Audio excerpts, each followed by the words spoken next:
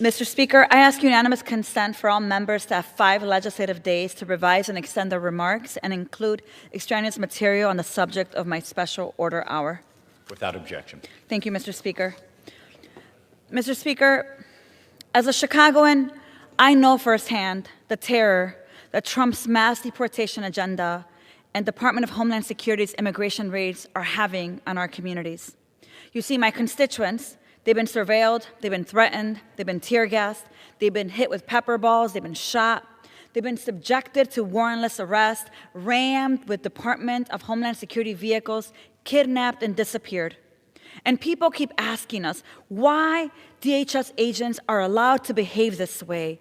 Why isn't Congress doing something about it? Well, let me start by saying DHS was intentionally established with an overbroad mission, and some would argue unchecked power. Yet Republicans have expanded that power with a blank check and unlimited personnel.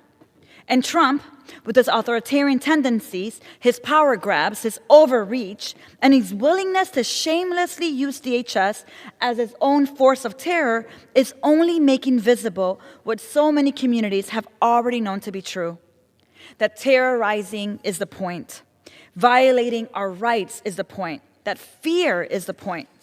You see, creating a public enemy is meant to convince Americans to sacrifice our freedoms for the promise of security. But let me be very clear. Nothing that the Department of Homeland Security is doing is making us any safer. In this moment, under Secretary Noem, under Donald Trump, DHS has become the single greatest threat to public safety. You see, DHS agents are using chemical weapons on protesters and bystanders at least 49 times across 18 incidents in Chicago and suburbs since October 1st. Bovino and CBP agents are violating court injunctions and agency rules. They're lying in court about incidents where civilians have been put in danger. The government alleged that Marimar Martinez used her car to assault and impede federal law enforcement.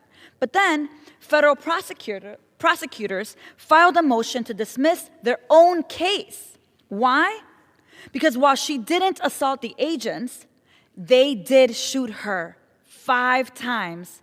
And then they went on and they bragged about it. You see, President Trump and DHS are lying. They're acting with impunity. They're rejecting checks and balances. They're ignoring Congress and the courts. And here's my question to this House. If DHS cannot be held accountable, if we're obstructed from conducting oversight, if they are systematically undermining our civil rights and perpetrating violence in our communities, what in fact is Congress' responsibility? You see, the answer is clear. We must strip away every tool that they're using to terrorize us, starting with the taxpayer dollars that they're using to harm Americans. And so today, in our special order hour, I'm going to be yielding to my colleagues who will highlight stories of victims of Trump's enforcement overreach, discuss our ongoing work to hold the administration accountable, and uplift how we are pushing back against the abuses of this president, of Secretary Noem, and the entire administration.